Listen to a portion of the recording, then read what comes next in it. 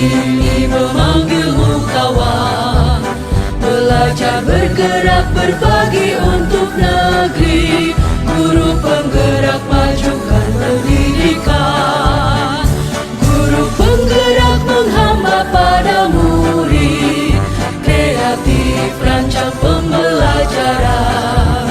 Hargai potensi, tingkatkan prestasi. Lahirkan Bismillahirrahmanirrahim. Assalamualaikum warahmatullahi wabarakatuh.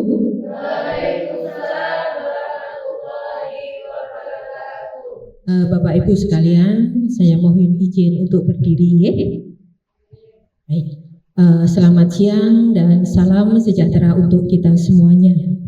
Yang saya hormati, yang saya banggakan teman-teman semuanya, keluarga besar UPTS Negeri Dirmo Jaya 1, yang pada siang hari ini kita bisa berkumpul di sini untuk melaksanakan kegiatan diseminasi pemahaman dan pengalaman penerapan budaya positif. Sebelumnya saya ucapkan terima kasih atas peluangan waktu dari teman-teman semuanya untuk mengikuti kegiatan saya. Tak lupa untuk yang pertama kali, puja dan puji syukur selalu kita haturkan kehadirat Allah Subhanahu wa Ta'ala yang telah melimpahkan segala rahmat, taufik serta hidayahnya kepada kita, sehingga pada hari ini kita bisa duduk bersama di sini saling berdampingan untuk mengikuti kegiatan diseminasi ini. Yang kedua, sholawat serta salam tak lupa tetap curahkan kepada junjungan kita Nabi Agung Muhammad SAW. Dan semoga kita menjadi salah satu umatnya yang mendapatkan syafaatnya di yaumul kiamah. Amin amin ya rabbal alamin. Bapak Ibu yang saya hormati, sebelumnya saya ucapkan terima kasih ya, semuanya sudah bisa berkumpul di sini, kita bisa bersama di sini. Ini kita bukan artinya saya berdiri di depan ini saya lebih atau memberikan ilmu kepada penjenengan, bukan, tetapi di sini kita sifatnya adalah sharing, kita saling berbagi pengalaman, kita saling berbagi ilmu, kita saling mengingatkan, kita saling menguatkan, gitu ya. Semuanya demi kemajuan sekolah kita UPTS Negeri Dirmo Jaya 1. Dan diseminasi ini, ya, diseminasi ini saya lakukan sebagai untuk memenuhi tugas di modul 1.4. Jadi di modul 1.4 itu ada budaya positif, dan di sini saya memenuhi tugas saya untuk mengerjakan modul itu dengan mengadakan diseminasi pemahaman dan pengalaman budaya positif. Nah, bisa kita mulai? Baiklah. Pemahaman dan pengalaman penerapan budaya positif. Di sini ada 3 kata: pemahaman, pengalaman, dan penerapan. Jadi untuk diseminasi ini tidak hanya kita sekedar membahas, tidak hanya kita sekedar tahu, tetapi untuk kelanjutannya kita harus paham dan kita mengamalkan bisa agar kita mempunyai pengalaman dan menerapkannya. Jadi 3 rangkaian ini, ada 3 rangkaian kata ini adalah saling berkaitan antara pemahaman, pengalaman, dan penerapan. Jadi tidak hanya sebatas kita tahu, tidak hanya sebatas kita hafal, tetapi harus sampai pada penerapan agar menjadi budaya positif yang ada di sekolah kita. Next. Baik, adapun tujuan dari kegiatan kita hari ini adalah yang pertama, mewujudkan disiplin positif murid, yang kemudian menjadi budaya positif yang dilaksanakan dengan kesadaran diri tanpa tekanan. Ya, di sini ada disiplin positif murid. Dan ada kata kunci, dilaksanakan dengan kesadaran diri tanpa tekanan. Berarti murid-murid itu sudah bisa melaksanakan karena faktor intrinsik yang ada dalam diri murid tersebut tanpa tekanan. Dan yang kedua adalah membentuk karakter positif pada murid melalui kebiasaan-kebiasaan positif dan keteladanan dari semua warga sekolah. Bisa digarisbawahi, semua warga sekolah. Di sini tidak hanya murid, tetapi di sekolah itu ada murid, ada bapak dan ibu guru, ada tenaga kependidikan yang lain, juga ada kepala sekolah. Dan di sini tanpa terkecuali. Menumbuhkan, yang ketiga, menumbuhkan motivasi intrinsik murid terhadap penanaman nilai-nilai kebajikan. inilah mungkin yang menjadi tantangan kita. Dan ini saya kira juga tidak mudah kita. Bagaimana kita menanamkan, menumbuhkan motivasi dari murid itu, motivasi dari dalam murid itu sehingga menjadi budaya. Ya, sebelum kita lanjutkan, ini ada semangat. Kita tepuk semangat sebentar ya. Oke, tepuk semangat. Bentar, belum. Kita mulai, tepuk semangat.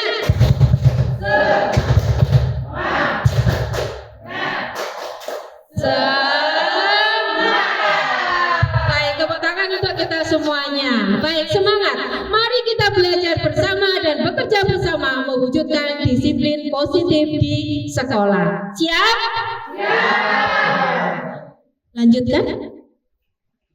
Sebelum kita memasuki kepada materi, selebihnya kita akan kilas balik dulu ada kata merdeka. Karena kita sekarang adalah pada kurikulum merdeka. Kata merdeka. Menurut Ki Hajar Dewantoro, kita flashback bentar. Menurut Ki Hajar Dewantoro, merdeka itu artinya tidak hanya terlepas dari perintah, akan tetapi juga cakap buat memerintah diri sendiri. Yang artinya bukan terlepas dari perintah kita tidak mau diperintah, tetapi motivasi itu sudah datang dari diri sendiri dan bisa memerintah diri sendiri. Lanjut. Baik, untuk hari ini kita akan mempelajari konsep utama dari modul budaya positif itu sendiri. Yang pertama nanti ada perubahan paradigma belajar. Yang kedua ada disiplin positif, lalu kebutuhan dasar manusia, motivasi perilaku manusia, posisi kontrol restitusi, keyakinan kelas, dan ada segitiga restitusi. Dan itu nanti akan kita bahas satu persatu. Yang pertama, kita memasuki tentang perubahan paradigma belajar. Baik, perubahan paradigma belajar. Kita mengenal ada paradigma baru.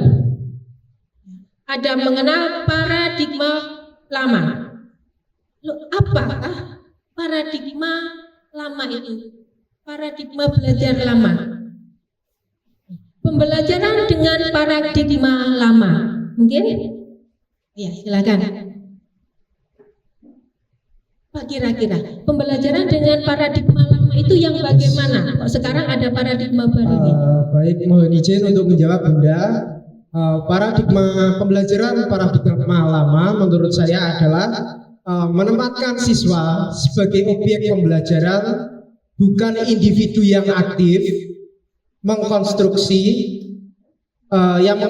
pengetahuan dan menemukan makna pembelajarannya sendiri. Itu menurut saya untuk pembelajaran paradigma lama. Bisa diisikan coba. Jadi menurut pembelajaran dengan paradigma lama adalah pembelajaran yang menempatkan siswa sebagai objek pembelajaran, bukan individu yang aktif mengkonstruksi pengetahuan dan menemukan makna belajarnya sendiri. Nah, di sini ada kata objek. Objek berarti siswa itu hanya sebagai sasaran, sebagai objek yang diolah. Ya, bukan sebagai individu yang aktif. Itu untuk pembelajaran dengan paradigma lama. Nah, sekarang pembelajaran dengan paradigma baru. Pembelajaran yang bagaimana? Pembelajaran dengan paradigma yang baru? Ya, silakan.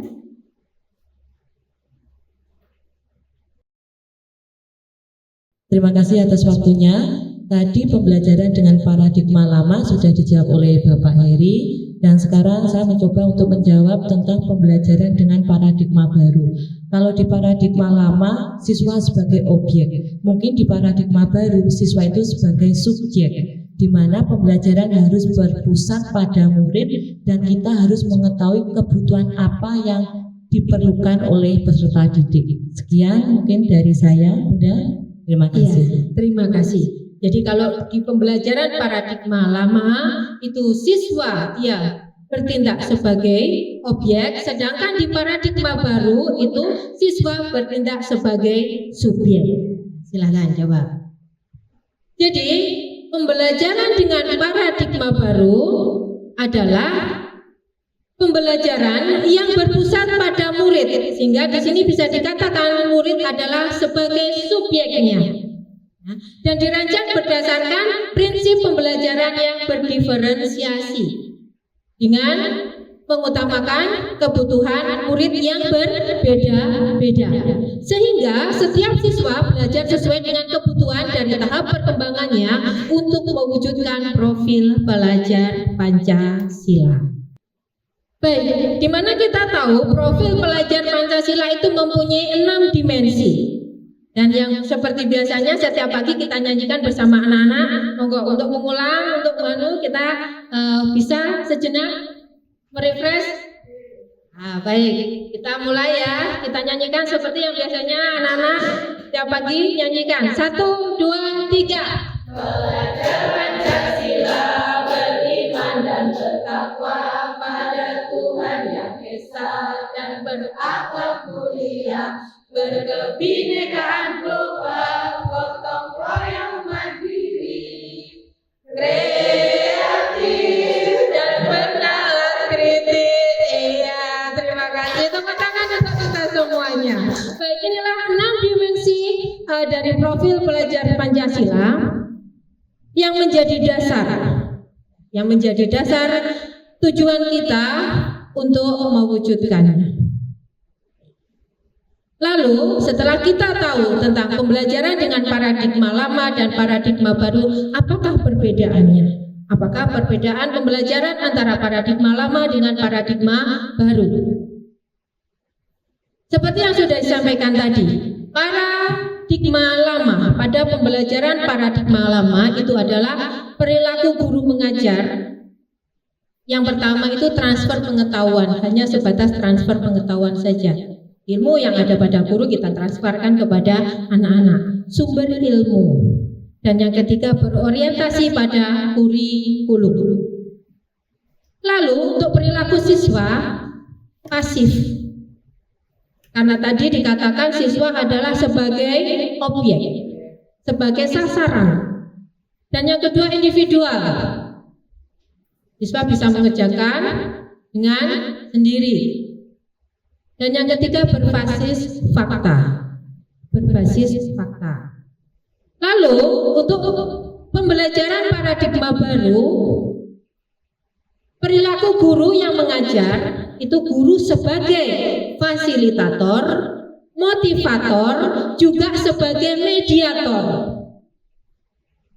Jadi tidak hanya sebatas guru sebagai mengajar, tidak hanya sebatas guru hanya mentransfer pengetahuan saja, tetapi di sini guru sebagai fasilitator, motivator, juga mediator, sebagai medianya. Dan yang kedua adalah panutan dan konsultan, mana guru adalah perlu menjadi teladan, keteladanan guru untuk siswa. Dan yang ketiga berorientasi pada siswa. Seperti tadi dikatakan, pembelajaran yang memenuhi kebutuhan murid. Ya, berorientasi pada murid.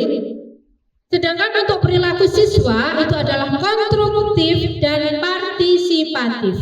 Jadi di sini siswa tidak hanya pasif, tetapi sudah diajak. Siswa sudah diajak untuk konstruktif dan partisipatif. Dan yang kedua kolaboratif dan bekerja sama. Ini adalah hal yang sangat penting. Kolaboratif, diajak bekerja sama, dibuat kelompok-kelompok.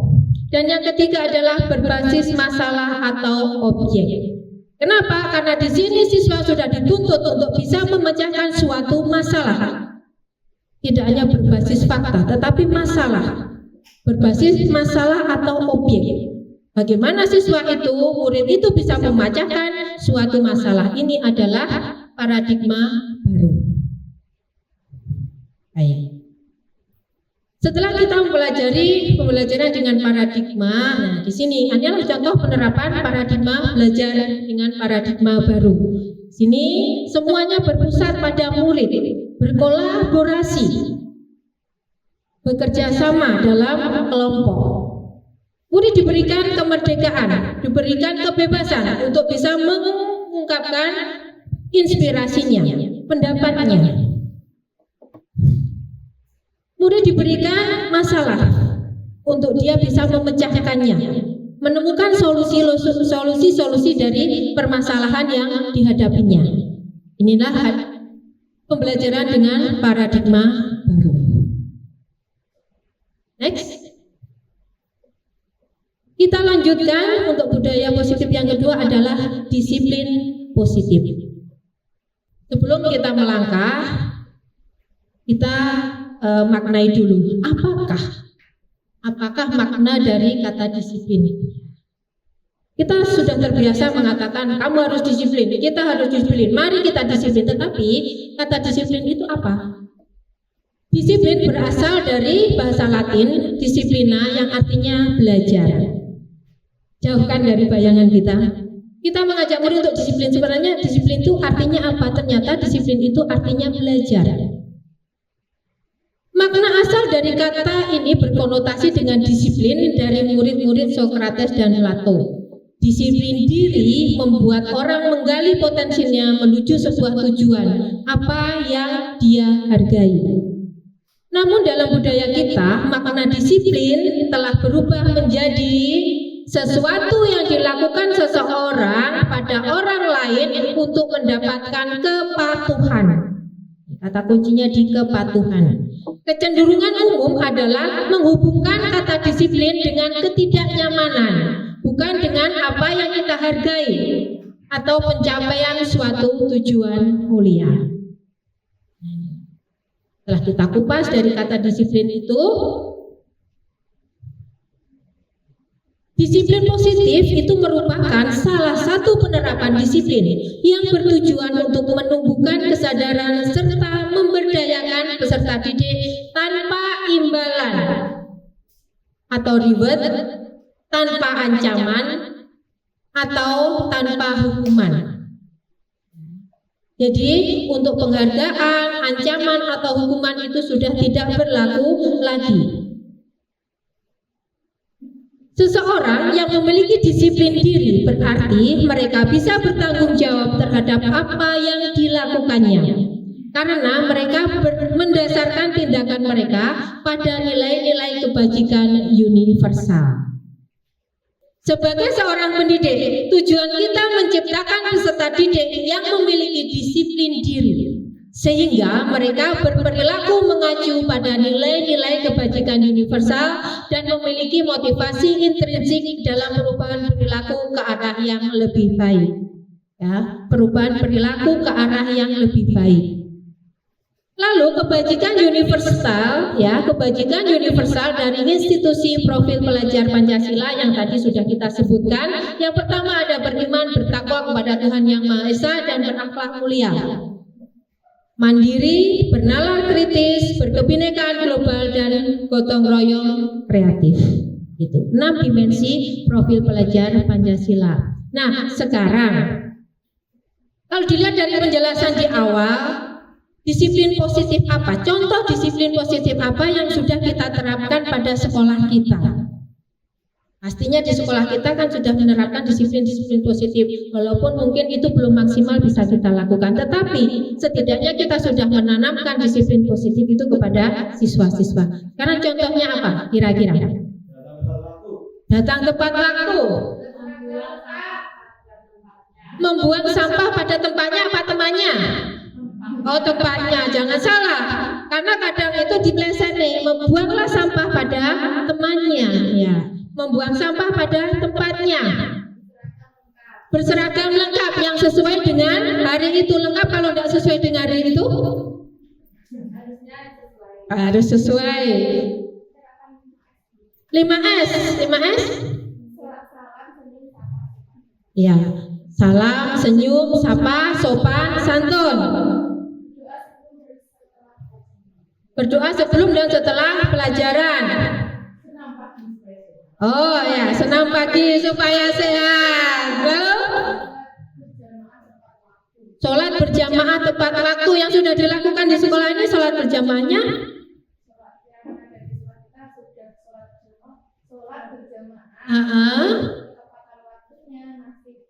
masih belum.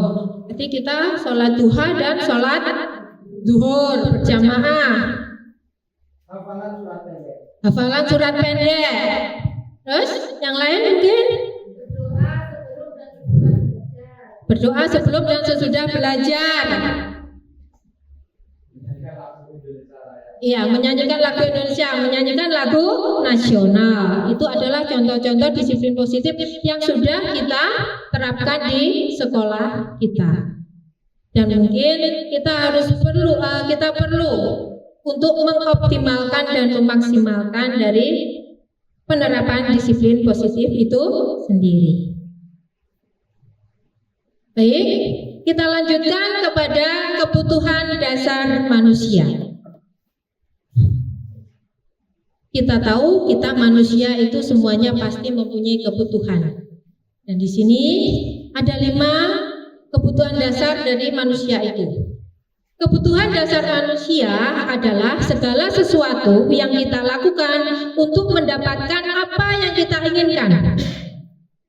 Seluruh tindakan yang kita lakukan memiliki tujuan tertentu. Dan semua usaha terbaik yang kita lakukan adalah dalam rangka agar kebutuhan dasar kita terpenuhi dengan baik. Jadi semuanya itu bertujuan untuk memenuhi kebutuhan dasar manusia itu. Kebutuhan dasar manusia itu ada apa saja? Yang pertama, kebutuhan dasar itu ada kebutuhan bertahan hidup. Saya yakin semua manusia tanpa terkecuali itu akan bertahan hidup dengan makanan, tempat tinggal, keamanan, juga dengan kesehatan. Yang kedua, kebutuhan akan kasih sayang.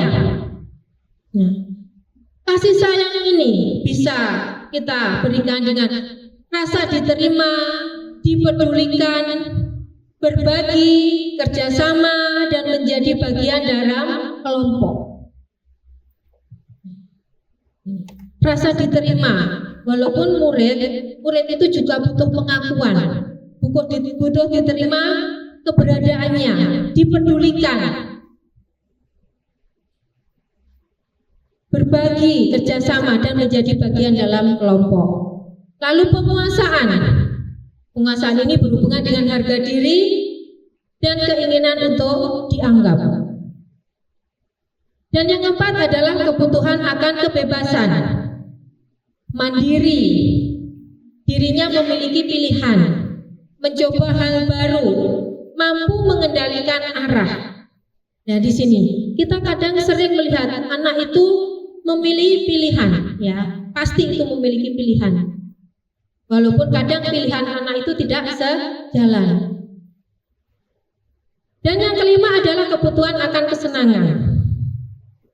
Kita tahu anak usia SD itu masih senang dengan bermain, dengan tertawa, humor, antusias. Memang dunianya itu mereka masih dengan dunia bermain.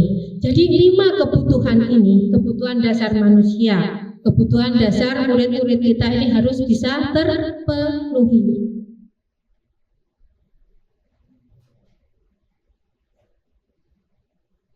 Ini contoh penerapan disiplin positifnya dengan memenuhi kebutuhan murid, seperti pembelajaran yang berdiferensiasi sesuai dengan kebutuhan murid. Mereka diterima keberadaannya, diakui dalam kelompok.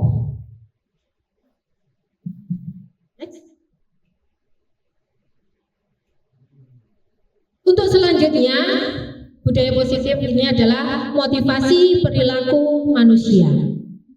Motivasi perilaku manusia itu ada 2, yang berasal dari dalam dirinya atau intrinsik, juga berasal dari luar atau motivasi ekstrinsik. Motivasi ekstrinsik itu untuk menghindari ketidaknyamanan atau hukuman. juga untuk mendapatkan imbalan atau penghargaan dari orang lain. Jadi dia mau melakukan sesuatu karena dia takut untuk dihukum, ataupun dia ingin mendapatkan imbalan, dia ingin mendapatkan penghargaan. Itu adalah motivasi dari luar. Sedangkan motivasi intrinsik, motivasi yang berasal dari dalam dirinya adalah untuk menjadi orang yang mereka inginkan dan menghargai diri sendiri dengan nilai-nilai yang mereka percaya. Dan di sini kita mengenal ada hukuman, ada konsekuensi, juga ada restitusi.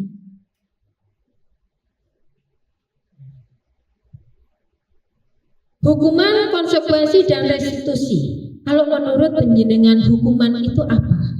Hukuman. Jangan takut ya dengan kata hukuman. Apa ada apa di balik kata hukuman itu? Silakan. Oh ya.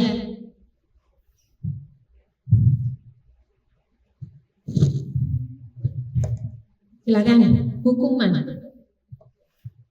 Terima kasih. Hukuman adalah tindakan yang diambil oleh guru atau pihak sekolah sebagai respon terhadap perilaku siswa yang melanggar norma. Jadi tindakan yang diambil sekolah ataupun guru sebagai respon yang diberikan kepada siswa karena siswa itu telah melanggar norma. Kalau contohnya itu hukuman itu bagaimana? Kalau di sekolah kita memberikan hukuman kepada anak itu yang sebagaimana? Baik, terima kasih atas kesempatan yang telah diberikan. Saya izin menjawab. Untuk contoh hukuman itu seperti bisa berupa penugasan tambahan, penundaan hak-hak tertentu seperti waktu bermain, kemudian tindakan disiplin seperti detensi dan lainnya. Gitu, Bu. Oh ya, bisa diulangi coba. Penundaan hak-hak tertentu seperti waktu bermain, seperti itu. Oh, berarti seandainya siswa itu diberi hukuman, kamu harus mengerjakan tugas itu sampai selesai. Walaupun waktunya istirahat kamu belum selesai, kamu harus terus melakukan. Kamu harus mengerjakan seperti itu. Ya, itu termasuk hukuman. Baik. Ya, jadi hukuman ya di dalam pendidikan, hukuman itu adalah tindakan yang diambil oleh guru atau pihak sekolah sebagai respon terhadap perilaku siswa yang melanggar aturan atau norma yang telah diterapkan. Dan tujuannya adalah untuk menghentikan perilaku siswa yang tidak diinginkan melalui tindakan yang mungkin tidak menyenangkan bagi siswa. Itu ada kata kutip. Yang namanya hukuman itu pasti tindakan yang tidak menyenangkan. Itu hukuman. Apakah ada hukuman yang menyenangkan? Hukuman itu pasti tidak menyenangkan bagi siswa. Contohnya itu. Next, kita berlanjut ke konsekuensi. Apakah konsekuensi itu? Oke, monggo silakan Pak Kamil. Terima kasih waktunya. Konsekuensi menurut saya adalah hasil alami atau akibat yang alami diterima oleh seseorang anak akibat dari perilaku atau tindakan yang dilakukan, yaitu tindakan yang bersifat negatif. Dari alami bukan karena ada dari tekanan dari orang lain atau dari dunia. Oh ya, jadi konsekuensi. Kalau contohnya mungkin ada yang tahu dulu. Contoh dari konsekuensi itu apa? Yang memberikan bisa ada yang bisa memberikan contoh dari konsekuensi. Ya, silakan.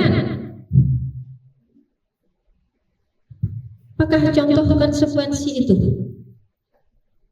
Terima kasih. Contoh konsekuensi apabila satu murid itu memakai atribut sekolah tidak lengkap, berarti konsekuensinya dia untuk hari berikutnya harus melengkapi. Seperti itu. Terima kasih.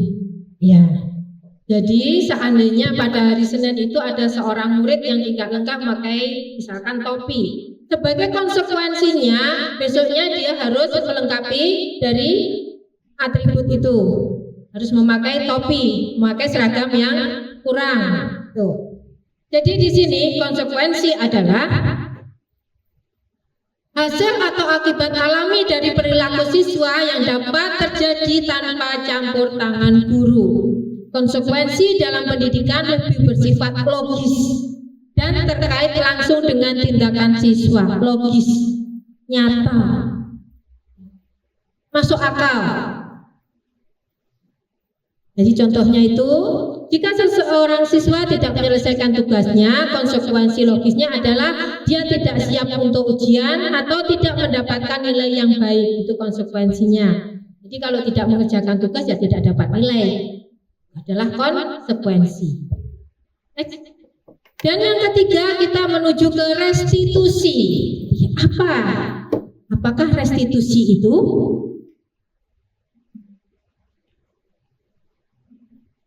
Oh ya, silakan.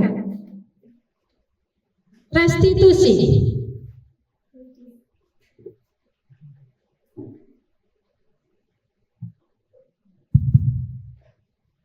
Izin menjawab, kalau menurut saya restitusi itu adalah upaya perbaikan atas tindakan kesalahan yang dilakukan oleh siswa. Upaya perbaikan. Jadi setelah dia melakukan kesalahan, dia berupaya untuk memperbaiki agar tidak melakukan kesalahan lagi. Itu namanya restitusi. Bisa diberikan contohnya, restitusi itu apa? Silakan. Oh ya, silakan Bonita. Contohnya apa? Restitusi itu yang seperti apa? Contohnya jika seorang siswa merusak properti sekolah, restitusinya adalah siswa tersebut untuk memperbaiki perilakunya dengan cara mengganti barang yang sudah rusak. Oh itu. Dirusakkan. Jadi ya, seandainya siswa itu merusak atau menghilangkan sarana atau prasarana yang dimiliki oleh sekolah, berarti siswa itu harus mengganti. Kita bermain voli, bola volinya sampai rusak, berarti sebagai konsekuensi siswa itu harus mengganti. Ya, seperti itu. Baik. Jadi konsekuensi restitusi, maaf ya. Restitusi itu adalah proses menciptakan kondisi bagi murid untuk memperbaiki kesalahannya sehingga mereka bisa kembali pada kelompok mereka dengan karakter yang lebih kuat. Restitusi juga merupakan proses kolaboratif yang mengajarkan murid untuk mencari solusi untuk masalah mereka dan membantu murid berpikir tentang orang seperti apa yang mereka ingin menjadi, cita-citanya, dan bagaimana mereka harus memperlakukan orang lain. Jadi ini adalah restitusi menurut Gosen. Arti dari restitusi. Dan contohnya seperti yang sudah dicontohkan oleh Bunita tadi. Baik, kita sudah membahas tentang hukuman, konsekuensi, dan restitusi.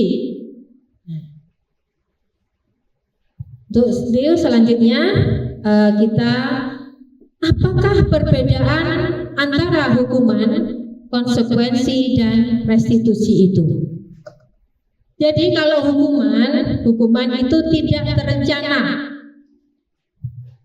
Karena murid melakukan kesalahan juga tidak direncana, tanpa disengaja. Jadi kita langsung memberikan hukuman. Tidak terencana. Murid tidak tahu apa yang akan terjadi dan tidak dilibatkan. Karena hukuman itu biasanya bersifat satu arah. Kalau guru sudah memberikan hukuman, mau tidak mau, suka tidak suka, menyenangkan ataupun tidak, murid harus menjalaninya. Jadi sifatnya satu arah, tidak ada kompromi. Bersifat satu arah, berupa hukuman fisik atau psikis. Biasanya seperti itu kalau hukuman. Datang ke sekolah terlambat, lari dulu di lapangan 100 kali. Itu. Kalau konsekuensi, ya, konsekuensi itu terencana, disepakati sesuai dengan peraturan. Sesuai dengan peraturan. Itu konsekuensi. Jadi, kalau anak memakai seragam tidak lengkap, jadi ditanya, kenapa memakai seragam tidak lengkap? Sebagai konsekuensinya apa? Oh, besok saya harus memakai seragam lengkap. Nih. disepakati, adanya kesepakatan. Murid tetap dibuat tidak nyaman, jelas itu. Murid tetap tidak nyaman karena dia merasa mempunyai beban. Oh, besok saya harus melengkapi seragam, itu suatu beban. Murid dibuat tidak nyaman. Sikap guru selalu memonitor murid. Disadari atau tidak, diakui atau tidak, besoknya pasti kita akan langsung menuju ke murid tersebut. Karena kemarin tidak pakai topi, hari ini sudah pakai topi atau belum? Nggih napa nggih? Yang biasa kita lakukan seperti itu. Coba kita lihat kemarin si A itu tidak pakai topi, sekarang sudah pakai topi apa belum? Guru selalu memonitor. Dan yang prostitusi. Prostitusi itu adalah proses menciptakan kondisi bagi murid untuk memperbaiki kesalahan. Dan proses kolaboratif yang mengajarkan murid untuk mencari solusi sendiri, memecahkan masalah sendiri. Jadi demikian antara hukuman, konsekuensi, dan restitusi. Dan mungkin tanpa disadari sering kita menerapkannya ketika ini di sekolah, ketiganya ini. Pasti tanpa disadari apakah itu hukuman, apakah itu konsekuensi ataupun restitusi. Next. Baik. Untuk budaya positif yang kelima ada posisi kontrol guru. Nah, di sini posisi kontrol guru. Kalau sekilas kita melihat di sini posisi kontrol guru itu ada posisi penghukum, pembuat merasa bersalah, ada posisi teman, ada posisi pemantau, juga posisi sebagai manajer. Sekarang, posisi mana kira-kira yang sudah biasa kita lakukan dan sering kali kita lakukan? Kalau dilihat dari ini, posisi mana? Penghukum, pemantau, teman. Terus yang sering kali ya yang sering kali kita lakukan, kita memposisikan diri di mana? Mantau, penghukum dan sebagai teman. Nah, posisi kontrol guru itu ada 5, penghukum, pembuat merasa bersalah, teman, posisi pemantau, dan posisi sebagai manajer. Sekarang seandainya ada kasus seperti ini, siswa tidak memakai seragam lengkap saat upacara bendera, dan siswa itu dihukum. Dia harus hormat bendera selama 1 jam. Kira-kira guru kalau seperti ini dia memposisikan seperti apa? Sebagai apa? Sebagai penghukum. Next. Nah, di sini ketika guru mengatakan, berapa kali bapak atau ibu harus memberitahu kamu, kamu selalu saja mengecewakan bapak, kamu selalu saja mengecewakan. Kira-kira kalau ada kata-kata seperti ini, guru itu berada pada posisi sebagai apa? Apa? Pembuat merasa bersalah. Karena dengan ada kata-kata itu, kamu selalu saja mengecewakan bapak. Kan secara tidak langsung murid itu akan merasa bersalah.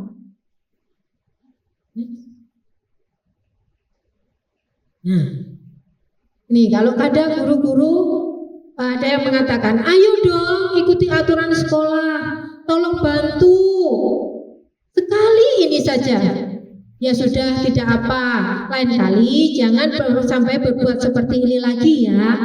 Kalau ada kata ayo dong ikuti aturan, nah itu apa? Guru posisinya dia sebagai teman.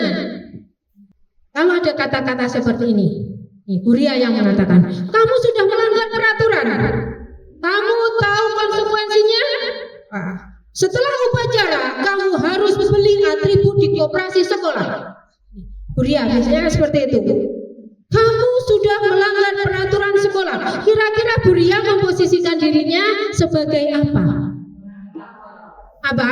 Pemantau. Ya. Guru posisinya sebagai seorang pemantau. Kalau ini, apakah kamu tahu kesalahan kamu? Kira-kira bagaimana kamu memperbaiki kesalahan kamu? Nah, ini guru sebagai apa?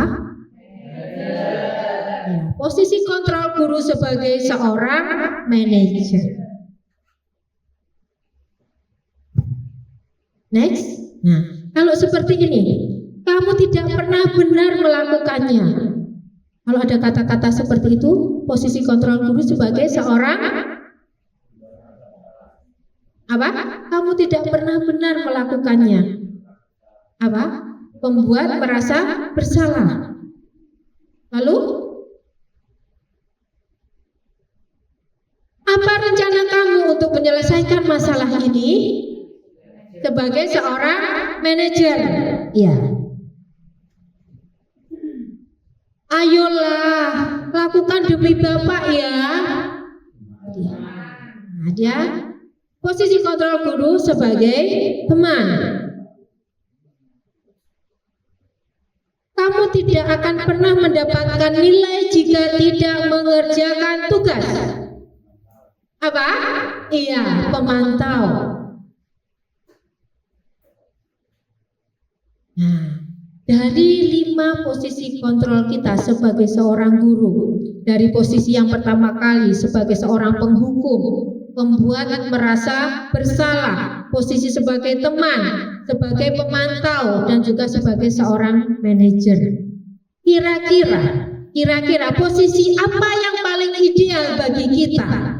Posisi di mana? Sebagai seorang guru, posisi ideal seorang guru itu dia berada di posisi yang mana? Posisi kontrol yang mana? Di mana? Manajer. Ya. Dari 5 itu, sebagai penghukum, apa yang diperbuat oleh guru? Bisa menghardik, menunjuk, menyakiti, menyindir. Itu sebagai penghukum. Kalau sebagai pembuat merasa bersalah, itu berceramah, seharusnya ibu kecewa, bantu ibu ya, kamu gak kasihan. Di posisi sebagai teman, membuatkan alasan-alasan untuk muridnya. Lalu sebagai pemantau, menghitung dan mengukur, pantau. Sebagai seorang manajer itu mengajukan pertanyaan untuk mencari solusi. Apa yang dikatakan guru ketika dia sebagai seorang penghukum? Kalau kamu tidak melakukannya, awas ya, rasakan. Ini guru atau apa ini? Kalau sebagai pembuat merasa bersalah, kamu seharusnya kamu sudah tahu, ibu lelah sekali. Dia memposisikan sebagai merasa bersalah. Memojokkan, sifatnya itu memojokkan siswa. Sebagai teman, ayolah lakukan demi ibu. Masa kamu tidak mau? Ingat, tidak, ibu pernah bantu.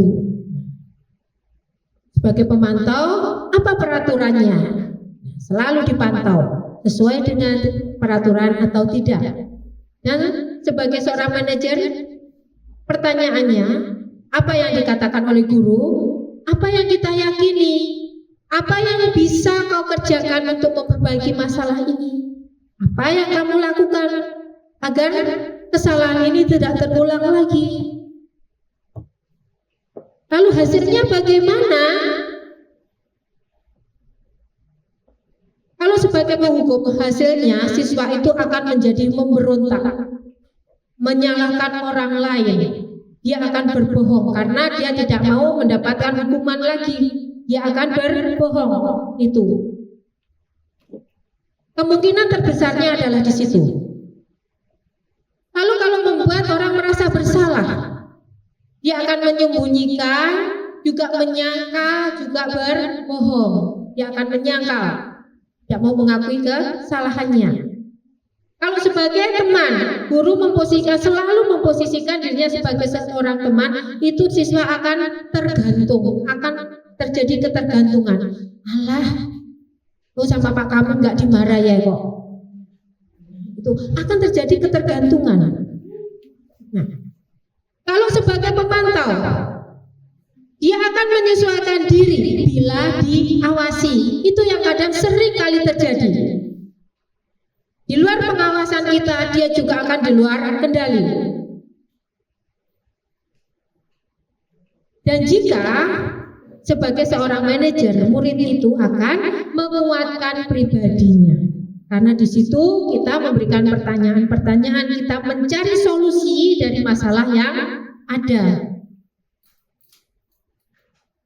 Lalu kaitannya dengan dunia berkualitas.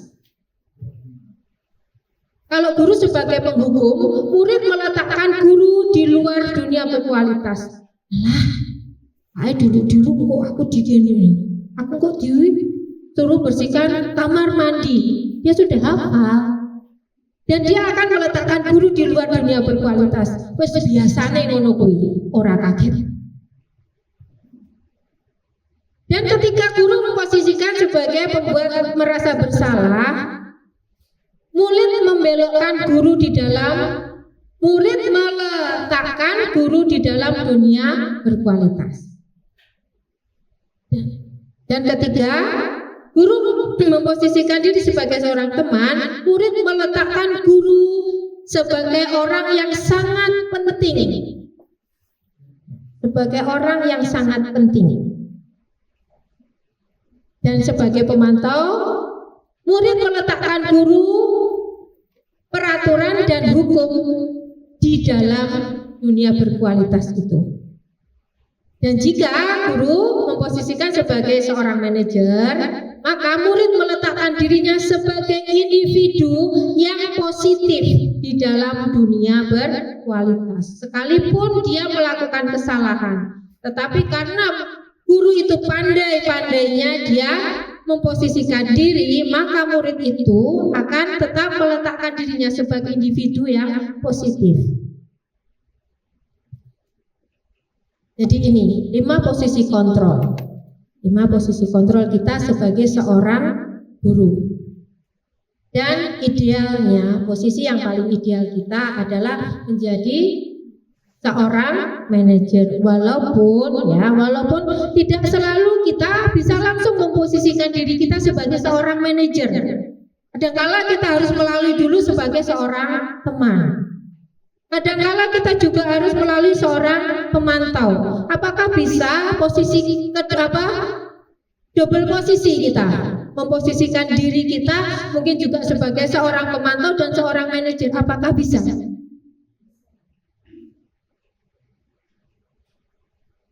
Bagaimana? Kira-kira? Bagaimana Bu Irma? Bisa Bu Irma? Bagaimana? Bisa. Iya. Karena apa? Mungkin yang pertama di awal memang kita harus melakukan pendekatan dulu. Tapi pada goalnya nanti kita tetap memposisikan diri kita sebagai seorang manajer. Baik, ini adalah 5 posisi kontrol kita sebagai seorang guru. Next, kita ke budaya positif selanjutnya, yaitu keyakinan kelas. Saya yakin keyakinan kelas itu semuanya sudah menerapkannya. Mengapa keyakinan kelas dan mengapa bukan peraturan kelas? Apakah keduanya ini berbeda? Apakah peraturan kelas itu? Ya, silakan. Apakah peraturan kelas itu?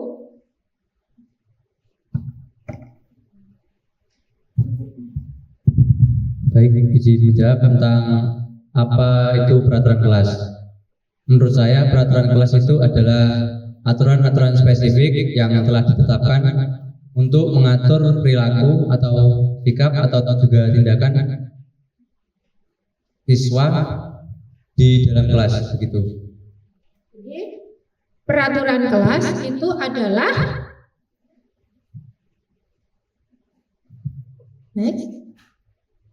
peraturan kelas adalah aturan-aturan spesifik yang ditetapkan untuk mengatur perilaku siswa di dalam kelas, spesifik, terperinci.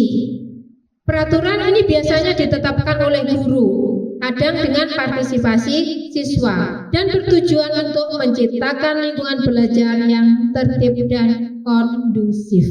Ini adalah peraturan kelas. Sekarang, apa beda dengan keyakinan kelas? Apakah kalau keyakinan kelas itu? Keyakinan kelas, ya, silakan.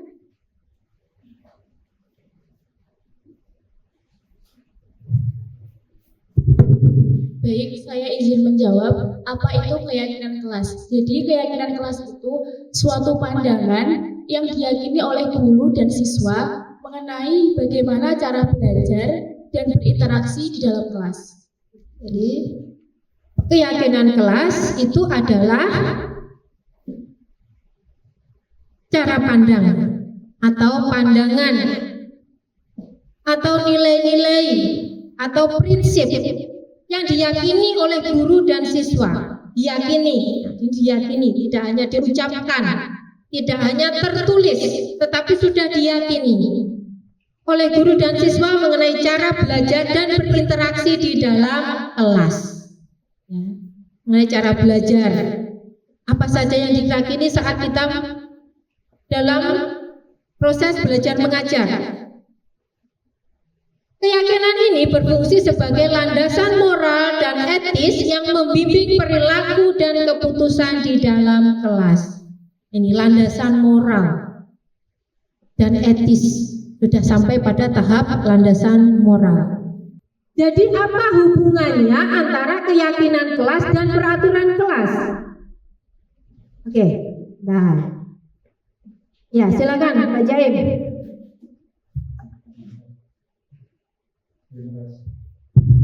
Terima kasih atas waktu yang diberikan. Saya akan mencoba menjawab tentang apa itu hubungan keyakinan kelas dengan peraturan kelas. Menurut saya adalah keyakinan kelas adalah sebagai landasan untuk membentuk peraturan kelas. Jadi yang menjadi dasar pembentukan peraturan kelas adalah keyakinan kelas terlebih dahulu. Demikian, terima kasih.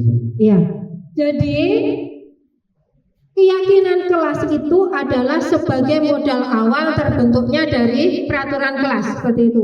Jadi kalau sudah kita yakini, kita membuat suatu keyakinan di kelas itu, kita sepakati bersama, baru kita bisa menuangkan di dalam peraturan kelas. Ya, seperti itu. Dan sekarang saya ingin berbagi pengalaman ya. Dari pengalaman teman-teman semuanya yang sudah membuat dan menerapkan dari keyakinan kelas itu. Kira-kira dari teman-teman ini sudah ada ya yang sudah membuat keyakinan kelas dan sudah menerapkan? Ya? Sudah ada? Korea ya? Oke. Silakan, kita berbagi pengalaman di sini. Bagaimana kita membentuk suatu keyakinan terlebih dahulu sampai pada peraturannya. Baik, terima kasih Bunda untuk waktunya. Berdasarkan pengalaman yang saya laksanakan di kelas, yaitu saya membentuk keyakinan kelas ini dengan cara berdiskusi. Jadi anak-anak saya ajak berdiskusi, kita temukan masalahnya. Seperti contohnya, kalau kelas ini kotor, jadi kita bisa ambil solusinya seperti apa. Nah, nanti anak-anak sendiri yang menjawab bagaimana solusinya. Setelah kita diskusikan tentang masalah ini, kita disetujui bersama, nanti hasilnya bisa jadi seperti jadwal piket. Seperti itu contohnya. Itu berawal dari keyakinan kelas. Iya. Mungkin yang lain, keyakinan kelas itu caranya bagaimana kita bisa membentuk suatu keyakinan kelas. Ya, silakan. Mana lain yang sudah melaksanakannya, Bu Irma? Terima kasih atas waktunya. Mungkin saya tidak jauh beda dengan apa yang sudah diterapkan oleh Bu Ria. Untuk pembentukan keyakinan kelas, itu tadi kita menyusun bersama, merancang bersama dengan murid. Setelah kita merancang dan menyusun bersama, keyakinan kelas itu kita sepakati bersama, dan kesepakatan kelas atau keyakinan kelas yang sudah kita sepakati itu kita tempelkan pada dinding, dan itu nanti juga harus kita laksanakan secara bersama seperti itu. Ya, jadi sebagai konsekuensinya keyakinan yang sudah kita bentuk itu harus kita laksanakan. Jadi yang pertama nanti kita akan berdiskusi, kita akan mengajak anak-anak. Ya, kira-kira apa saja yang boleh kita lakukan dan tidak boleh kita lakukan di kelas. Yang boleh kita lakukan itu apa saja, yang harus dihindari itu apa saja. Dari situ nanti anak-anak akan menuliskan yang boleh dilakukan di dalam kelas itu ada apa. Yang dihindari, berarti yang tidak boleh dilakukan di dalam kelas itu apa saja. Kalau anak-anak sudah mencurahkan pendapatnya, kita rangkum dan itu akan membentuk suatu keyakinan kelas. Seperti itu kan? Oke. Berarti ya, pembentukan keyakinan kelas itu bersifat abstrak, random, berupa pernyataan universal, pernyataan yang umum, yang sudah biasa. Senantiasa dibuat dalam bentuk positif, jadi di situ bentuknya positif, kata-katanya berupa kata-kata positif, tidak ada kata-kata negatif. Jangan terlambat, itu tidak ada kata-kata seperti itu, jangan, itu tidak dicantumkan. Ya. Sedikit saja agar mudah diingat, sesuai dengan kondisi kelas atau sekolah sehingga mudah untuk diterapkan. Ya, makanya itu kita ajak anak-anak untuk aktif. Semua warga sekolah atau warga kelas dilibatkan saat membuat keyakinan kelas. Kalau membuat keyakinan kelas berarti semua murid yang ada di kelas itu harus terlibat aktif, harus memberikan pendapatnya. Baik, sekarang coba kita akan mempraktekkan. Di sini ada peraturan kelas, juga ada keyakinan kelas. Nah, kira-kira kita buat dulu sekarang keyakinan kelas. Coba, ya. Jadi silakan nanti memberikan pendapatnya. Apakah kira-kira keyakinan kelas itu? Kita memposisikan diri sekarang kita sebagai seorang murid. Ya, kita memposisikan diri sebagai seorang murid dan kita akan membuat suatu keyakinan kelas dan nanti akan menjadi peraturan kelas. Jadi silakan nanti bisa kita bagikan kertas ya. Tolong nanti dituliskan. Kira-kira keyakinan kelas apa yang ingin saya tunjukkan?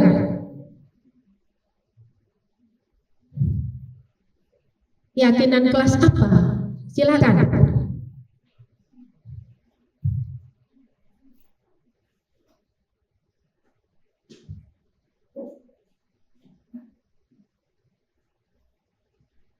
Yang sudah selesai bisa dituliskan pada keyakinan kelas. Kita membuat keyakinan kelas dulu sebelum ke peraturan kelas. Silakan. Silakan yang sudah selesai bisa segera untuk ditempelkan.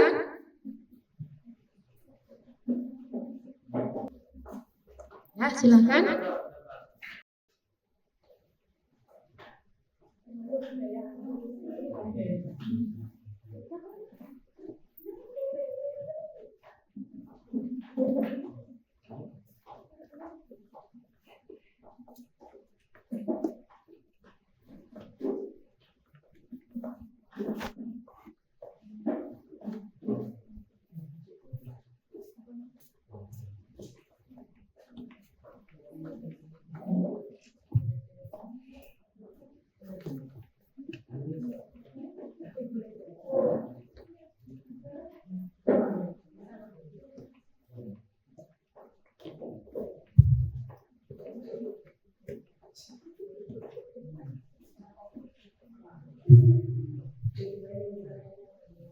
Ya, baik.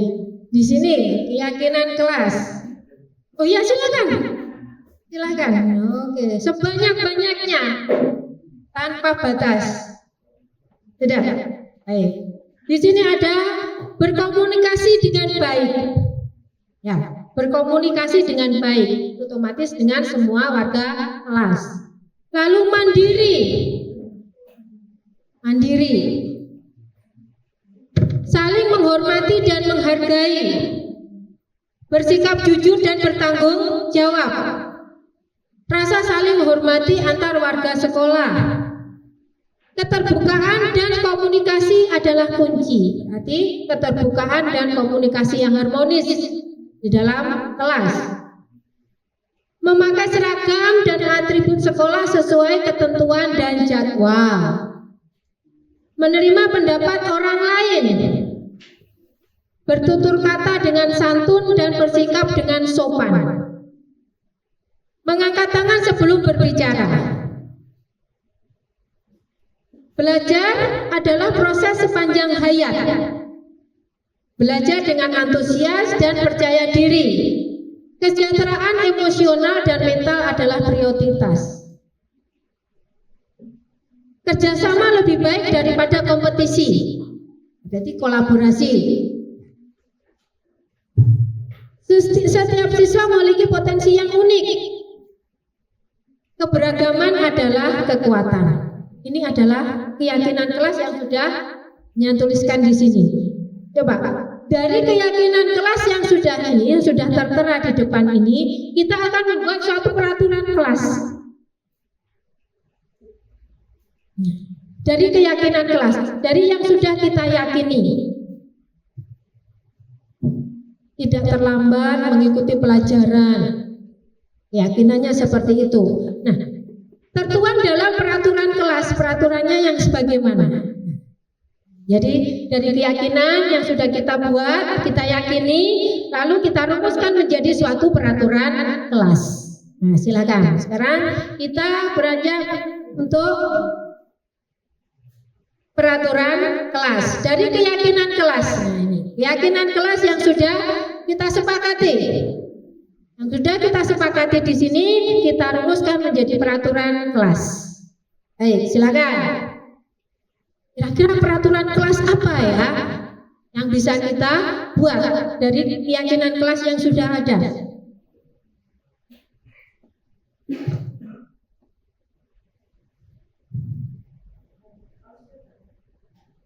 Ya, silakan.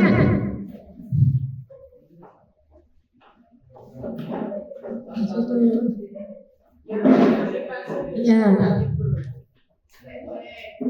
Saling menghormati dan menghargai, termasuk budaya antri.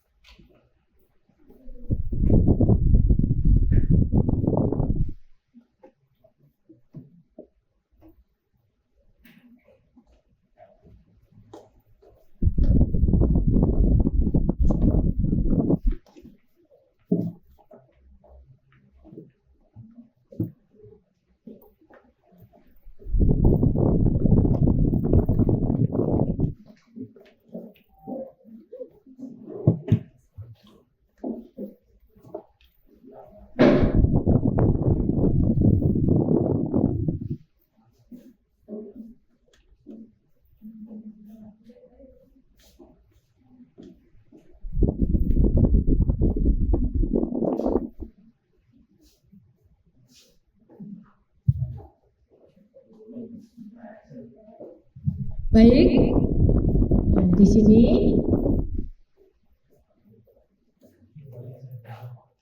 setelah kita membuat keyakinan kelas, di sini kita bisa merumuskan peraturan kelas. Di antaranya mengumpulkan tugas tepat waktu, berdoa ketika memulai dan mengakhiri pelajaran. Kira-kira setuju tidak? Peraturan seperti itu. Mengumpulkan tugas tepat waktu.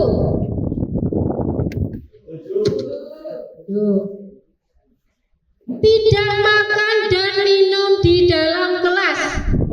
Setuju. Menjaga kebersihan kelas. Wajib melaksanakan tugas piket. Setuju. Menghormati sarana dan prasarana yang ada di dalam kelas? Masuk kelas tepat waktu.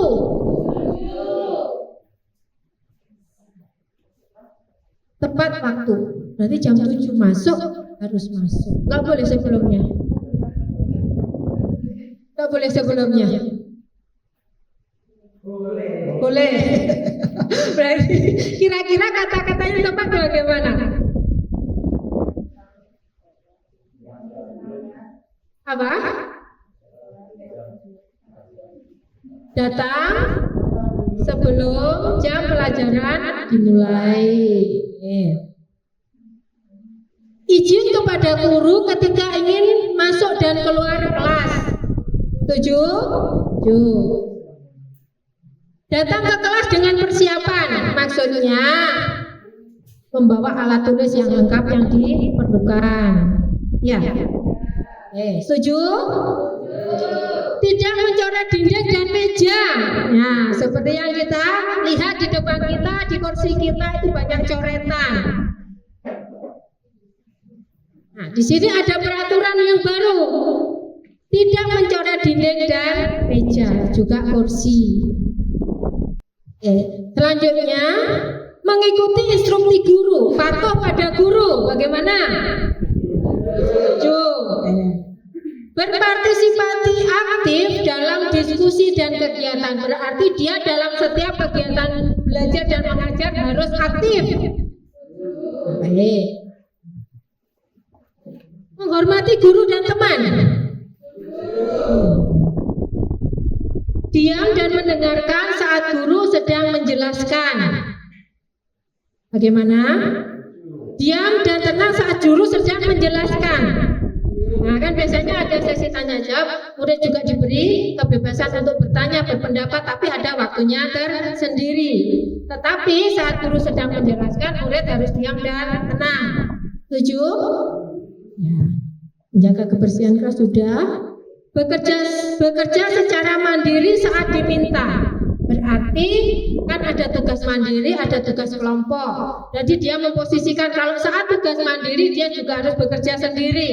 Tidak boleh contoh-contohan, tidak boleh contek-contekan. Bagaimana? Contohnya seperti saat ujian. Jadi dia harus bekerja sendiri. Mengikuti aturan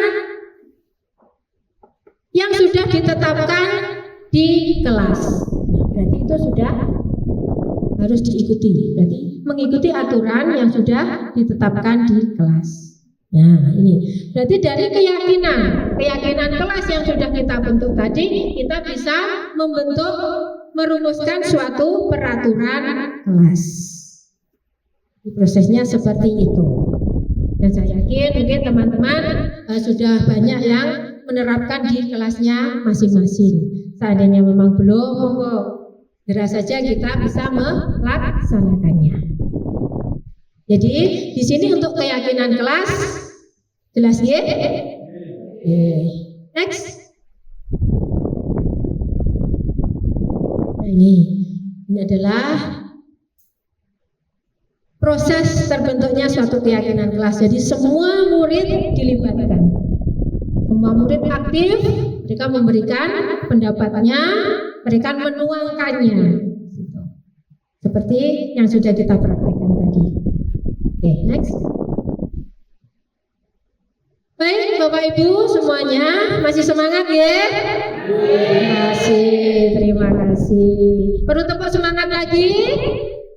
Perlu. Oke, siap, kita tepuk semangat.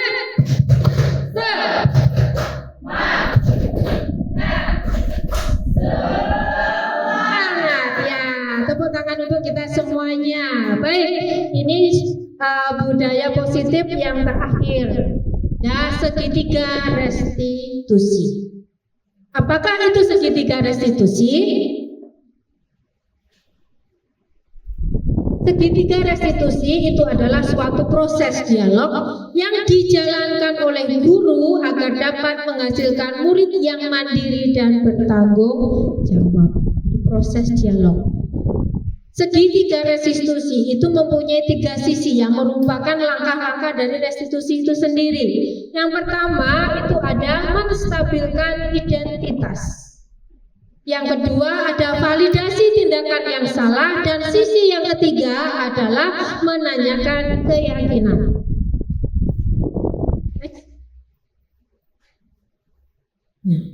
Dari tahap-tahap restitusi itu yang pertama adalah tahap menstabilkan identitas.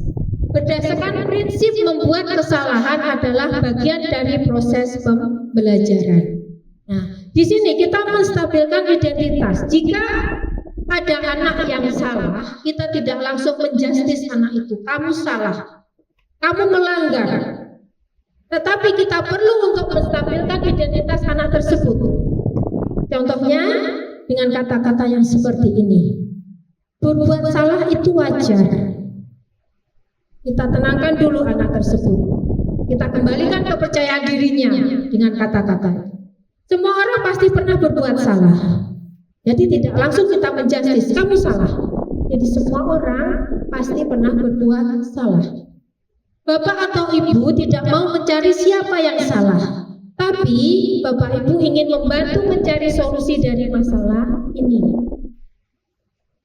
Dan kamu berhak merasa begitu. Jadi kalau anak itu marah, ya dia berhak untuk marah. Kalau anak itu kecewa, dia berhak untuk kecewa.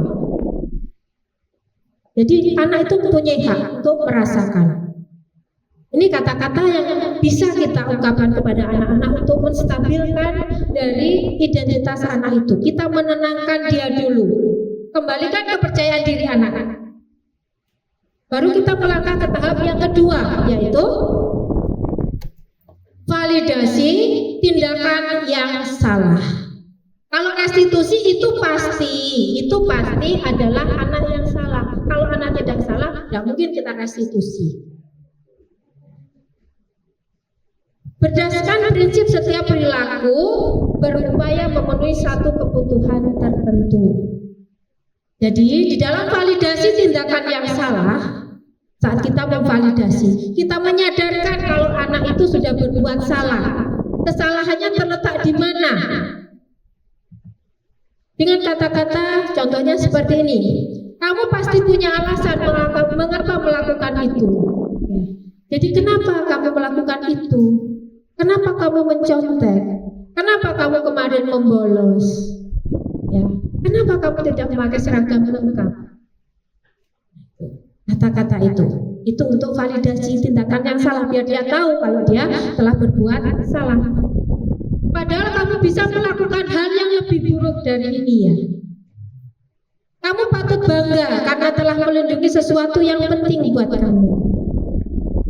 Kamu melakukannya karena mempertahankan sesuatu yang penting buat kamu. Nah, ini adalah contoh-contoh kata untuk memvalidasi tindakan yang salah. Dan untuk tahap yang ketiga, setelah kita mengorek kesalahan dari anak tersebut, dia mengakui kesalahan, kita pada tahap yang ketiga yaitu menanyakan keyakinan. Berdasarkan prinsip teori kontrol bahwa pada dasarnya kita termotivasi secara intrinsik dari dalam. Jadi setelah kita memvalidasi dari kesalahan anak, lalu kita menanyakan keyakinannya. Apakah keyakinan kelas kita? Kau masih ingat tidak dengan keyakinan kelas yang sudah kita sepakati? Nah, itulah pentingnya dari suatu keyakinan kelas. Jadi tidak hanya untuk dipajang, tidak hanya untuk dibaca, tetapi sudah harus diyakini oleh anak itu. Nilai-nilai apa yang telah kita sepakati bersama? Kalau anakku melanggar, mungkin dia membolos, kita ingatkan. Apa keyakinan kelas kita? Mengikuti pelajaran dari awal sampai akhir. Nah, nilai apa yang telah kita sepakati? Nilainya apa? Berarti kita harus disiplin, kita tidak boleh membolos. Seperti apa gambaran nilai kelas yang ideal menurut kamu? Dan kalau sudah ada keyakinan seperti itu, sudah peraturan seperti itu, kenapa kok kamu langgar? Berarti peraturan itu belum ideal. Kira-kira ada apakah? Masih adakah peraturan yang lebih ideal menurut kamu? Kalau anak menjawab tidak Bu, itu sudah sesuai. Nah, kenapa harus dilanggar kalau sudah sesuai? Nah, itu perlu kita menanyakan keyakinan kelas. Dan kamu ingin menjadi orang yang seperti apa? Ini adalah salah satu contoh kata-kata untuk menanyakan keyakinan anak. Nah, saya yakin kita di kelas itu menemui berbagai macam masalah.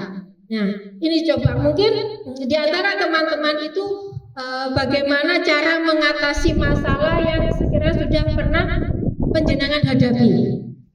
Saya berbagi pengalaman di sini. Oh, saya pernah mengalami masalah seperti ini. Murid saya seperti ini, cara mengatasinya saya seperti ini. Kira-kira langkah-langkah yang kita lakukan itu sudah sesuai dengan segitiga restitusi atau belum? Enggak. Sekarang kita berbagi pengalaman dengan masalah yang sudah kita hadapi di kelas.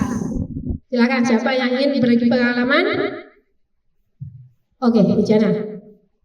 Silakan. Terima kasih sebelumnya atas kesempatannya untuk berbagi pengalaman.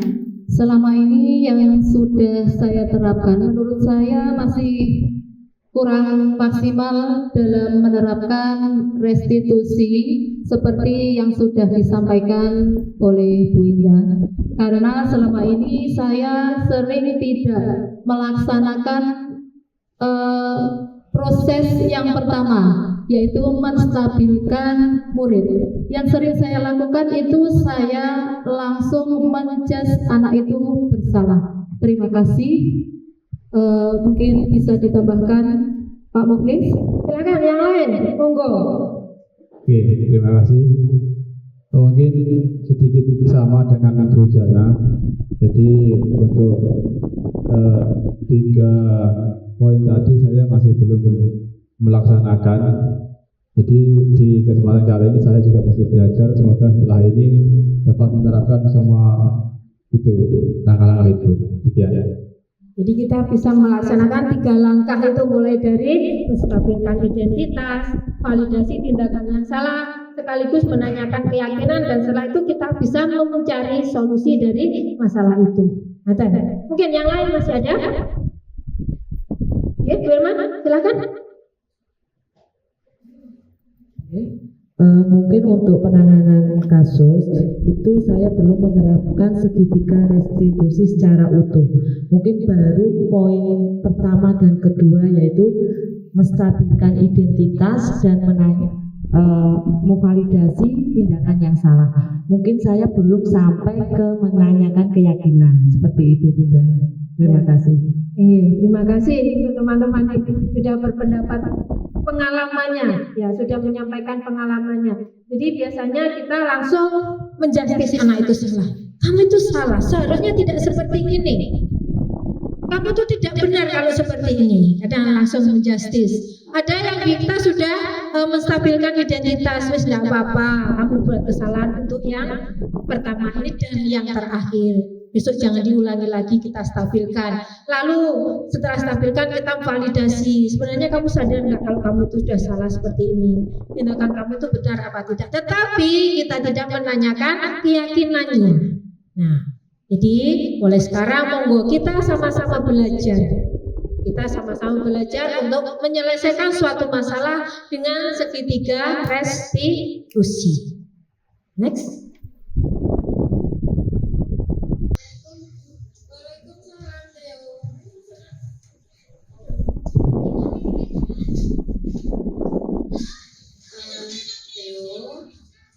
Kemarin mendapat laporan bahwa saya kemarin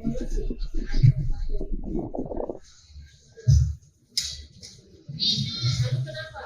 Karena kemarin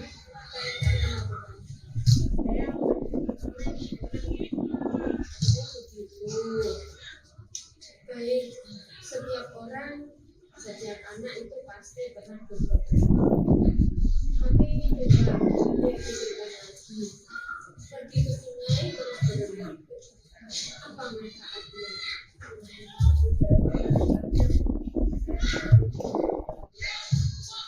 Iya, itu sangat berbahaya.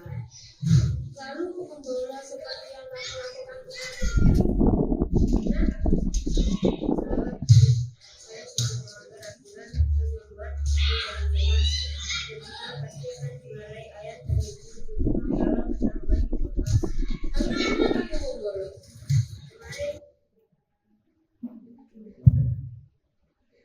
Iya.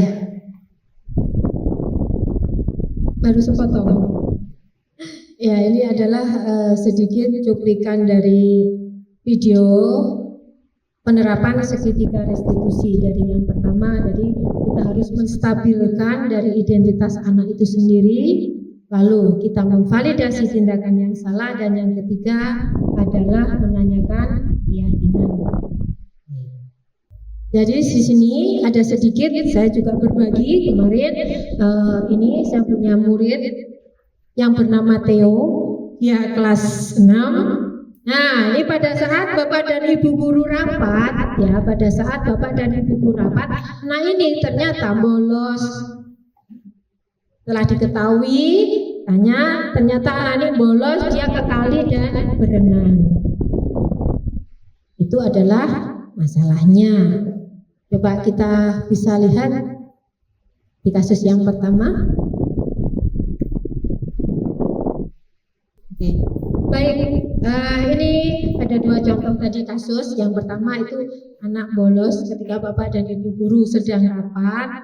Yang bolos pergi ke kali dan berenang. Dan yang kedua ini adalah Dira. Dia ketahuan mencontek saat ujian, dan anak itu sudah mengakui dan berjanji untuk tidak mengulanginya. Jadi demikian contoh penerapan dari segitiga restitusi. Harus lengkap ketiga langkahnya. Next. Baik Bapak dan Ibu semuanya yang berbahagia, kita sampai pada tahap refleksi dari kegiatan kita hari ini, dari awal sampai akhir itu pada penerapan konsep terkait budaya positif yang telah dilakukan di sekolah. Ini bagaimana perasaan panjenengan setelah kita melakukan kegiatan ini, diseminasi hari ini.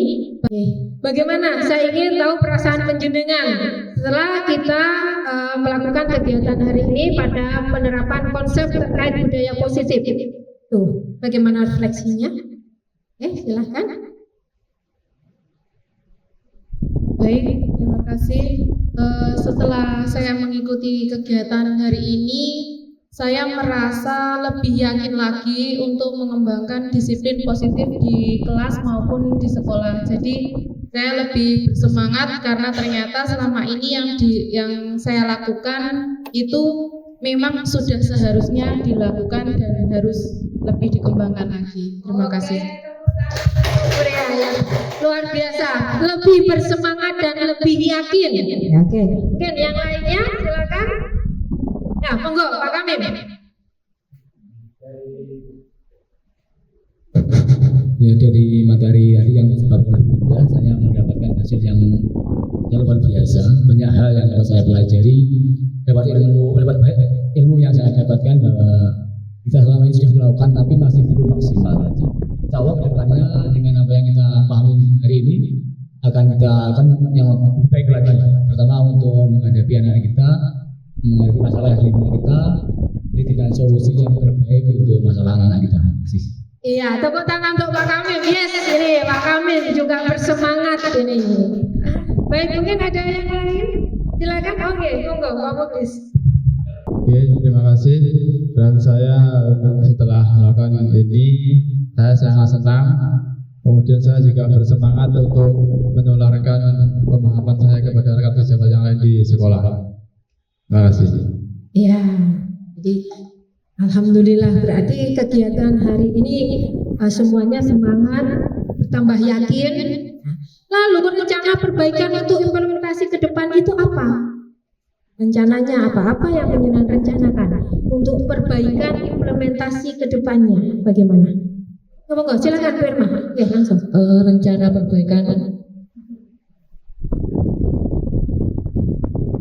perbaikan ke depannya, mungkin saya akan meningkatkan kolaborasi dengan teman sejawat dan selalu melakukan refleksi untuk perbaikan lebih lanjut. Seperti itu. Terima kasih. Mungkin ada tambahan?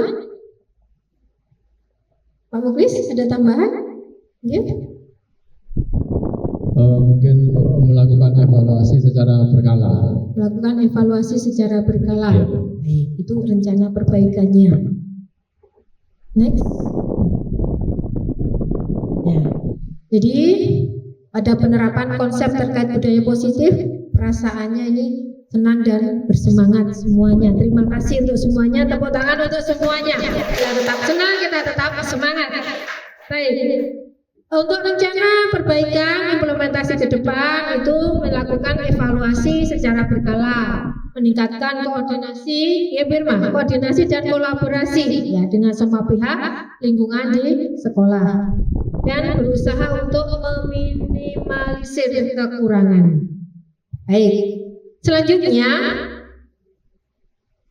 dari pengalaman kita terkait dengan penerapan konsep budaya positif merupakan salah satu perwujudan dari visi guru. Ya, visi guru bukan visi sekolah ya.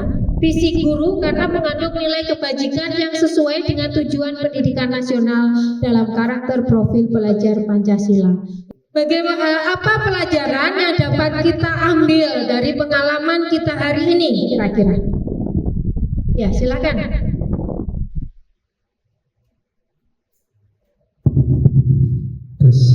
Baik, untuk pelajaran yang dapat kita ambil pada pengalaman hari ini adalah budaya positif di sekolah tidak dapat diciptakan secara instan.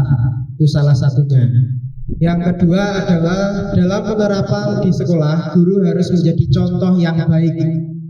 Dan yang ketiga adalah budaya positif di sekolah tidak bisa dilakukan sendiri, perlu kolaborasi, kerjasama baik dari semua warga sekolah maupun dengan siswa dan teman sejawat. Terima kasih. Iya, terima kasih Mbak Eri. Ya, tepuk tangan untuk kita semua. Berarti intinya pelajaran yang dapat kita ambil dari pengalaman kita adalah budaya positif di sekolah tidak dapat diciptakan secara instan. Tidak bisa begitu saja kita realisasikan, butuh waktu, butuh proses, butuh ketelatenan, butuh kesabaran. Dalam penerapannya di sekolah, guru harus menjadi contoh yang baik. Ini tanda kutip. Menjadi contoh yang baik. Keteladanan guru ini sangat penting dan sangat berperan. Contohnya saja yang paling sederhana. Yang paling sederhana adalah jam kedatangan kita. Kita jujur saja, kita datang di sekolah itu dengan anak-anak duluan mana? Duluan mana? Iya anak-anak Bu, anak-anak nggak punya tanggungan masak, nggak punya tanggungan nyuci. Tapi di luar dari konteks itu, kita sebagai seorang pendidik, kita sebagai seorang guru yang seharusnya menjadi teladan bagi anak-anak ya. Minimal kita tidak terlambat. Jam sekolah dimulai jam 7, itu jam pelajaran. Tetapi sebelum itu kita harus memberikan apa? Menanamkan kebiasaan seperti tadi. Salam, sapa, senyum, sopan, santun. Anak-anak datang di sekolah, kalau gurunya sudah ada itu minimal orang tua. Orang tua itu sudah lega, dia tenang. Berarti anak saya di sekolah sudah ada yang mendampingi. Begitu anak datang ke sekolah, anak salim dengan ibu guru. Kalau guru-gurunya belum datang, anak-anak kan datang, unyuk, masuk di kelas, tidak ada yang menyambut. Dari hal yang sangat sepele dan mungkin sangat sederhana itu bisa menjadi contoh yang luar biasa, keteladanan bagi anak-anak. Kita tidak usah meri, oh bocah kuwi loh setiap hari telat, setiap upacara telat. Itu anak, tetapi kita sebagai pendidik, kita sebagai guru, sebagai orang tua di sekolah, kita tetap wajib memberikan keteladanan yang baik kepada anak-anak, memberikan contoh yang baik. Kita tidak bisa mendisiplinkan orang lain sebelum kita mendisiplinkan diri kita sendiri. Setuju nomor Iya, berawal dari diri kita baru kita bisa mendisiplinkan orang lain. Budaya positif di sekolah tidak bisa dilakukan sendiri. Saya yakin itu. Perlu adanya kolaborasi yang baik dari semua warga sekolah tanpa terkecuali, baik itu dari siswa, dari bapak dan ibu guru, dari tenaga kependidikan yang ada, juga dari kepala sekolahnya. Semua harus berkolaborasi untuk mewujudkan penerapan budaya positif yang ada di sekolah. Baiklah, Bapak dan Ibu yang saya hormati, dari materi yang kita bahas di awal sampai di akhir, sebenarnya yang kita bahas hanya seperti ini. Kalau kita rangkum, hanya cukup 1 halaman. Budaya positif, disiplin positif. Nah, ini. Anda tidak bisa mengontrol orang lain, Anda hanya bisa mengontrol diri Anda. Ini catatan yang penting. Makna disiplin adalah belajar kontrol diri dengan menggali potensi kita agar tercapai tujuan mulia, yaitu suatu menjadi seseorang yang kita inginkan berdasarkan nilai-nilai yang kita hargai. Dan semua perilaku itu memiliki tujuan yang tertuang dalam teori motivasi. Jadi motivasi itu ada motivasi intrinsik dan motivasi ekstrinsik, yang berasal dari dalam diri kita sendiri dan berasal dari luar diri kita sendiri. Dan nilai-nilai kebajikan universal. Nah ini contohnya tadi sudah kita tuangkan di dalam keyakinan kelas. Model berpikir menang-menang, kolaborasi dan konsensus penciptaan pilihan-pilihan baru. Kita tadi juga sudah mempelajari 5 posisi kontrol bagi seorang guru. Itu ada posisi penghukum, pembuat rasa bersalah, posisi teman, pemantau, dan posisi sebagai seorang manajer. Dan kita juga mempelajari tentang segitiga restitusi, di mana kita langkah-langkahnya. Yang pertama itu ada menstabilkan identitas, validasi kebutuhan, dan menanyakan keyakinan. Nah, dari semua itu tidak lepas dari pemenuhan dari 5 kebutuhan dasar manusia. Itu kebutuhan bertahan hidup, penguasaan, kasih sayang, dan rasa diterima, kebutuhan kesenangan dan kebebasan. Inilah yang sudah kita bahas pada hari ini. Baiklah Bapak Ibu, inilah yang bisa saya sampaikan pada kesempatan ini, pada kesempatan diseminasi pemahaman tentang budaya positif yang ada di sekolah kita. Sekali lagi saya ucapkan terima kasih atas partisipasi penjenengan hari ini, sudah mengikuti kegiatan ini dari awal sampai dengan akhir. Terima kasih juga untuk curah pendapat, motivasi, juga semangat yang sudah diberikan pada hari ini. Demikian yang bisa saya sampaikan. Tentunya saya sebagai manusia banyak sekali kekurangan. Jadi untuk itu saya mohon maaf atas segala kekurangan dan kekhilafan saya pada hari ini. Dan semoga semangat kita hari ini kita untuk memulai menjadi yang lebih baik, perubahan perilaku yang lebih baik mulai dari diri kita dan kepada anak-anak kita. Baiklah, saya akhiri. Burung pelikan, burung cendrawasih, cukup sekian dan terima kasih. Wassalamualaikum warahmatullahi wabarakatuh.